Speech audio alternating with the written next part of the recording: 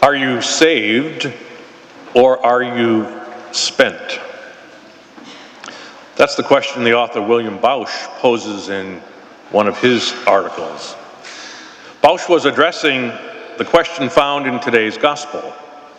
How many will be saved? Jesus doesn't answer the question directly, and Bausch would argue it's because it's the wrong question.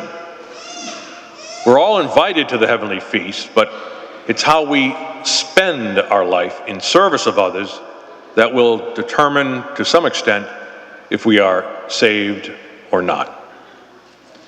In Matthew's gospel, it's captured in the statement of Jesus, "Whatever you do to the least of my brothers and sisters, you did to me."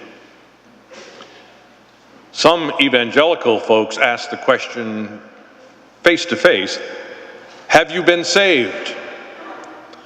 The story is told about a preacher addressing an evangelical group, and someone came in late and was looking for a place to sit and spotted one down front next to a woman, and the person said to the woman, "Is that seat saved?"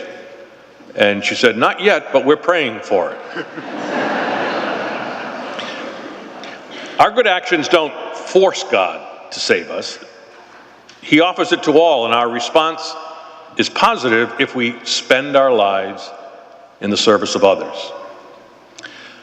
I recently read about a teenager named David Malouf who had visited and volunteered at a Palestinian refugee camp. He was from Connecticut and was only 17 when he wrote this. "In front of me, sitting in the middle of a dirt field, was a 7-year-old boy.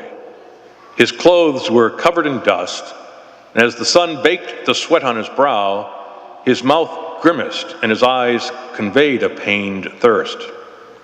He looked up to me but didn't hold my gaze. I looked just behind him at a 5-star hotel and a water park. It was a mere 100 yards from where he sat, but a 15-foot concrete wall, a coil of barbed wire, and 60 years of political tension segregated him from it." With that experience in his mind, he went home and through a series of fundraisers, collected enough money to erect a basketball hoop in the camp. He thought it was something that one child could play at, or as many as 10 at a time. While he could only afford one hoop, he later learned that an Italian construction company that was in the area made it possible for another hoop to be installed and for a full basketball court to be built. David is an example of spending himself. You may recall a movie that came out in 2000 entitled Pay It Forward.